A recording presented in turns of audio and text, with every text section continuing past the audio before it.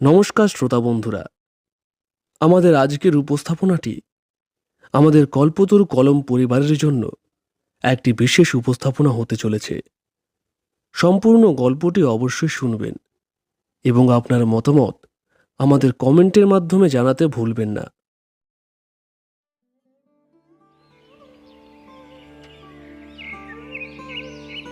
অনিমেষ পেশায় একজন civil engineer. বিজ্ঞানে অটল বিশ্বাস, কুসংস্কারে তীব্র ঘৃণা, এটাই তার চরিত্রের মূল ভিত্তি। তার কাছে পৃথিবীটা কেবল কিছু গাণিতিক সূত্র আর প্রমাণের সমষ্টি।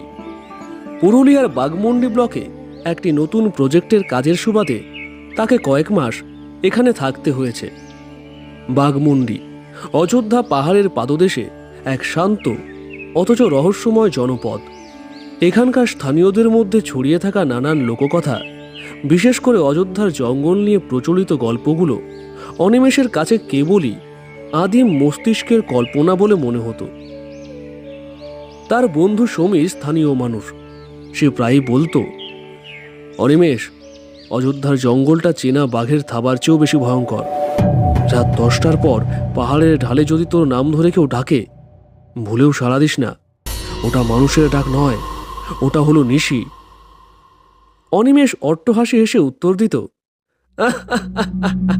সমীর, এই একবিংশ শতাব্দীতে দাঁড়িয়ে এইসব ভূত প্রেতের কথা বলা কি শোভা পায়? মানুষের মস্তিষ্ক যখন নিস্তব্ধতায় একা থাকে, তখন নিজেই নিজের শত্রু হয়ে দাঁড়ায়। স্নায়ুর দুর্বলতাই হলো এসব তথাকথিত নিশির ডাকের কারণ। সেদিন ছিল অমাবস্যার রাত। আকাশে মেঘের ঘনঘটা, ঝিঁঝি পোকার ডাকটাও যেন কেমন থেমে গেছে। অফিসে গুরুত্বপূর্ণ ফাইল জমা দেওয়ার তাগিদে বাঘমুন্ডির অফিস থেকে ফিরতে রাত প্রায় 12টা বেজে গেল। পাহাড়ের ধারের রাস্তা, দুধারে ঘন শাল আর মহুয়ার জঙ্গল। গাড়ির হেডলাইটের আলো যেন অন্ধকারকে ভেদ করতে পারছে না, বরং রহস্যময় ছায়াগুলোকে আরো ঘন এবং জীবন্ত করে তুলছে। হঠাৎই গাড়ির ইঞ্জিন একটা অদ্ভুত ধাতব শব্দ করে থেমে গেল। ড্যাশবোর্ডের আলো নিভে গেল মুহূর্তের মধ্যে। মাঝ রাস্তায় জনশূন্য অন্ধকারে অনিমেষ একা। কোনো মোবাইল নেটওয়ার্ক নেই, চারদিকে এক অসহ্য নিস্তব্ধতা। সে গাড়ি থেকে নেমে বনেটের দিকে গেল। ইঞ্জিনের তাপমাত্রা স্বাভাবিক, কোনো যান্ত্রিক গোলযোগ নেই, অথচ গাড়িটা মৃত। ঠিক সেই মুহূর্তে অন্ধকার থেকে ভেসে এলো একটি ডাক, অনিমেষ, অনিমেষ। অনিমেষ চমকে উঠল। কণ্ঠস্বরটা একদম তার মায়ের মতো, কিন্তু তার মা তো বছর 5 আগে কলকাতায় মারা গেছেন। সে ভাবল, হয়তো মনের ভুল, হয়তো কোনো গ্রামবাসী সাহায্যের জন্য ডাকছে। সে জোরে চেঁচিয়ে বলল, কে কে ডাকছে? আবার সেই কণ্ঠস্বর, এবার আরো কাছ থেকে। বাবা, তুই এখানে কি করছিস? অন্ধকার হয়ে গেছে, আয় আয়, আমার হাত ধর। অনিমেষের শরীরে রক্ত হিম হয়ে এলো। এই কণ্ঠস্বরের একটা অদ্ভুত সুর আছে, যা মানুষের গলায় হওয়ার কথা নয়। সমীরের সেই সাবধান বাণী তার মাথার ভেতর বাজতে শুরু করলো। গ্রাম বাংলার লোককথা অনুযায়ী নিশি হলো সেই অশুভ শক্তি, যা প্রিয়জনের কণ্ঠস্বর নিখুঁতভাবে নকল করে মানুষকে ঘর থেকে বের করে আনে এবং গভীর জঙ্গলে নিয়ে গিয়ে বিলীন করে দেয়। অনিমেষ নিজের যুক্তিকে আঁকড়ে ধরার চেষ্টা করল। না, এটা হতেই পারে না, এটা কেউ মজা করছে, হয়তো কোনো চোর ডাকাত। হ্যাঁ। অনিমেষ গাড়ির ভেতরে ঢুকে দরজা লক করে দিল। হাত কাঁপছে, কপালে বিন্দু বিন্দু ঘাম। সে চোখ বন্ধ করে নিজেকে বোঝানোর চেষ্টা করলো যে এটি তার মনের ভ্রম। কিন্তু নিশি কি তাকে অত সহজে ছাড়বে? জানলার কাচের ওপারে একটা অস্পষ্ট ছায়ামূর্তি। অবিকল তার মা, সাদা শাড়ি পরা, চুল খোলা। ছায়াটি জানলার কাচের ওপর আলতো করে আঙুল বুলিয়ে দিচ্ছে। কাঁচের ওপর কুয়াশার আস্তরণ পড়েছে, যেন কেউ ভেতর থেকে ঠান্ডা নিঃশ্বাস ছাড়ছে। অনিমেষ চিৎকার করতে চাইল, কিন্তু গলা দিয়ে শব্দ বেরোচ্ছে না। সে দেখল ছায়ামূর্তিটি তার ঠোঁটে আঙুল দিয়ে চুপ করার ইশারা করছে। তারপর মূর্তিটির মুখটা হঠাৎ করে বদলে গেল। চামড়া ঝুলে পড়ছে, চোয়ালটা অস্বাভাবিক লম্বা, আর চোখ দুটো অন্ধকার গহ্বরের মতো। সেই অশুভ সত্তাটি খিলখিল করে হেসে উঠল, এক অদ্ভুত শীষ দেওয়া হাসির শব্দ, যা প্রতিধ্বনিত হয়ে সারা জঙ্গলে ছড়িয়ে পড়ল। অনিমেষের যুক্তিবাদ ভেঙে চুরমার হয়ে গেল। সে দেখল গাড়ির চারিদিকে শত শত ছায়ামূর্তি দাঁড়িয়ে আছে। প্রত্যেকের পরনে আলাদা পোশাক, কিন্তু সবার মুখ একই, অস্পষ্ট, যেন কুয়াশা দিয়ে তৈরি। অনিমেষ আর সহ্য করতে পারল না। সে ঠিক করল গাড়ি ছেড়ে সে দৌড়াবে। সে গাড়ি থেকে বেরিয়ে ঝোপের মধ্যে দিয়ে ছুটতে শুরু করলো। কিন্তু সে জানতো না, নিশির ডাক যখন শুরু হয় তখন পথটা আর গন্তব্যের দিকে থাকে না, তা ঘুরে যায় অন্য এক পথে। সে দৌড়াতে শুরু করলো, কিন্তু রাস্তা যেন শেষই হচ্ছে না। প্রতিটা মোড়ে একই গাছ, একই পাথর বারবার ঘুরে আসছে। হঠাৎ সে শুনল তার পেছনে হাজার হাজার মানুষের পায়ের শব্দ, কিন্তু পিছনে তাকালে কেউ নেই। মনে হচ্ছে হাজার বছর ধরে যারা এখানে হারিয়ে গেছে তারা এখনো তার সঙ্গে তাল মিলিয়ে হাঁটছে। বাতাসের মধ্যে একটা পচা গন্ধ, অনেক পুরনো কবরের মাটি খুঁড়লে যেমন গন্ধ বের হয়। সে তার টর্চ জ্বালল। টর্চের আলোয় যা দেখল তাতে সে পাথরের মতো জমে গেল। পথের ধুলোয় শত শত মানুষের পায়ের ছাপ, সবকটি ছাপই সামনের দিকে এগিয়ে গেছে, কিন্তু ফিরে আসার কোনো চিহ্ন নেই। সে বুঝল এই জঙ্গল কেবল গাছ দিয়ে তৈরি নয়, এই জঙ্গল মানুষের আত্মা দিয়ে তৈরি।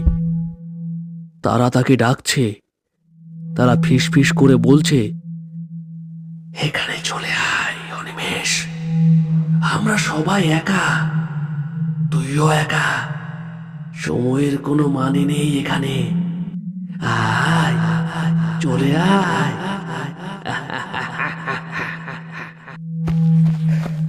অনিমেষ দৌড়াতে দৌড়াতে এক খাদের কিনারে এসে পড়ল।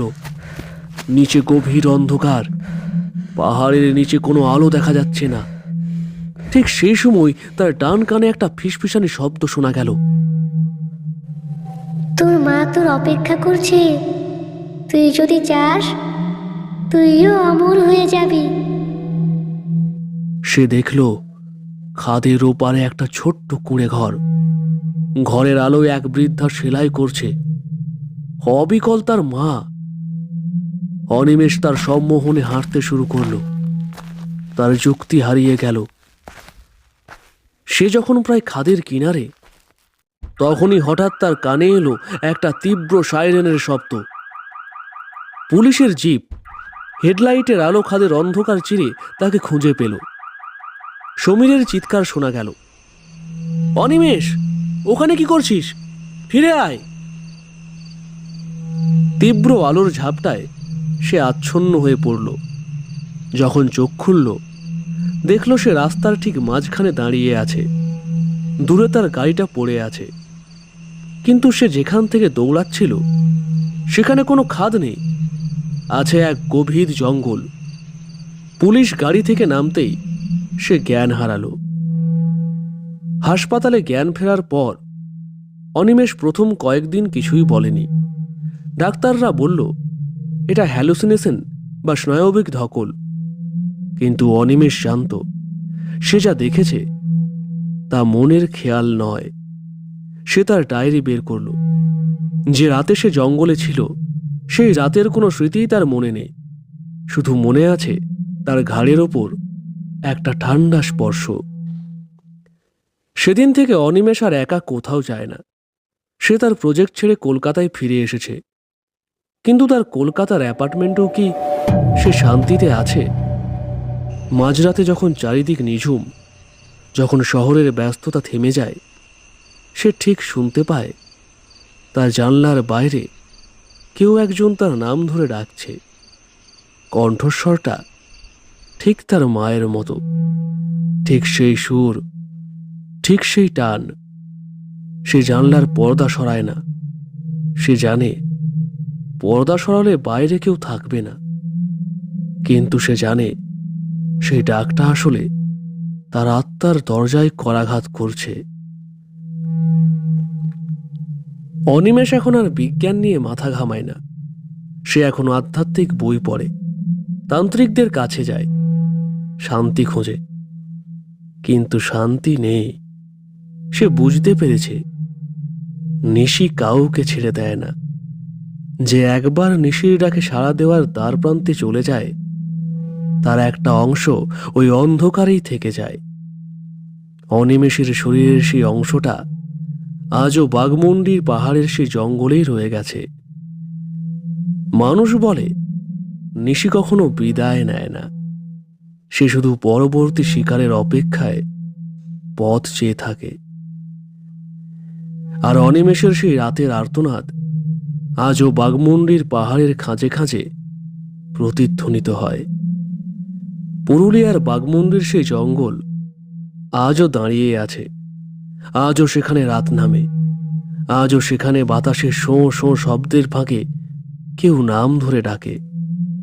যদি কখনো সেই রাস্তায় একা গাড়ি নিয়ে যান, তবে একটা কথা মনে রাখবেন, যে কণ্ঠস্বর আপনার সবচেয়ে প্রিয় মনে হবে, সম্ভবত সেটিই আপনার শেষ ডাক হতে চলেছে।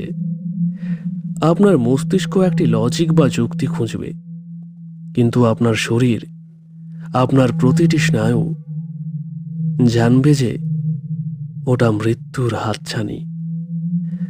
সবশেষে অনিমেষ যখন রাতে ঘুমানোর চেষ্টা করে, সে তার বালিশের নিচে একটা ধারালো ছুরি রাখে। সে জানে যদি আবার সেই ডাক শুনতে পায়, তবে হয়তো তাকে নিজেই নিজের অস্তিত্বের শেষ সীমানায় গিয়ে দাঁড়াতে হবে।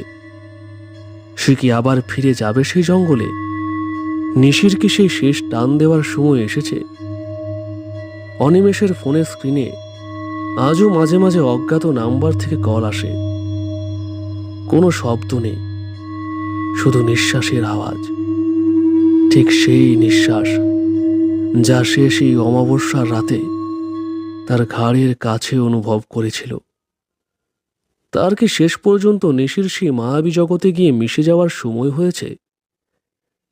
উত্তরটা লুকিয়ে আছে অযোধ্যার সেই অন্ধকার গভীরে, যেখানে সত্য আর মিথ্যার পার্থক্যটুকু মুছে গেছে বহু কাল আগে।